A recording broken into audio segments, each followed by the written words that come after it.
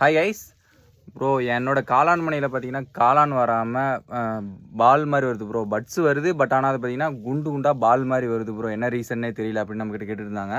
So நம்மளும் கொஞ்சம் பார்த்தீங்கன்னா கொஞ்சம் வெளியே போனதால் நம்ம ஃபார்ம்லேயும் கொஞ்சம் டெம்பரேச்சர் மாய்ச்சர் இல்லாமல் போயிடுச்சு, கொஞ்சம் அதிகமாகிடுச்சு. ஸோ அதனால் நம்ம ஃபார்மில் ஃபஸ்ட் டைம் இந்த இஷ்யூ வந்திருக்கு. ஸோ வீடியோ ஸ்கிப் பண்ணாமல் பாருங்கள், அப்போ தான் உங்களுக்கு புரியும். இப்போ வாங்க நான் உங்களுக்கு அதை காமிக்கிறேன். ஸோ இந்த இடத்துல உங்களுக்கு தெரியும்னு நினைக்கிறேன், பார்த்தாலே பாருங்கள் பட்ஸ் வந்திருக்கு. பட் ஆனால் பார்த்தீங்கன்னா குண்டு குண்டாக இருக்குது, பால் மாதிரி இருக்குது. ஸோ உங்களுக்கு இந்த இடத்துல பார்த்தா தெரியும்.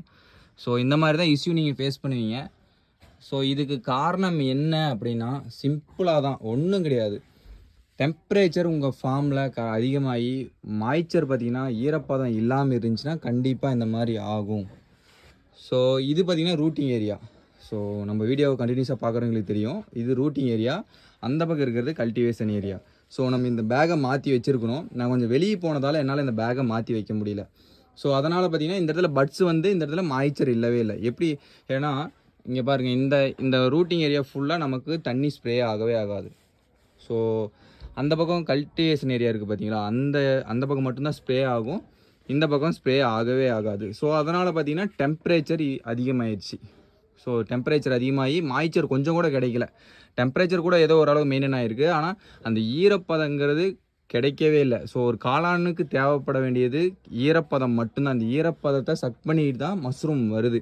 ஸோ அப்படி இருக்கும்போது உங்கள் ஃபார்மில் ஈரம் கரெக்டாக இல்லை அப்படின்னா, கண்டிப்பாக அந்த ஈரப்பதம் கரெக்டாக இல்லை அப்படின்னா கண்டிப்பாக இந்த மாதிரி இஷ்யூ வரும். ஸோ அதுவும் இல்லாமல் பக்கத்துலேயே பார்த்தீங்கன்னா இங்கேயே பார்த்தீங்கன்னா ஓப்பன் இருக்குது.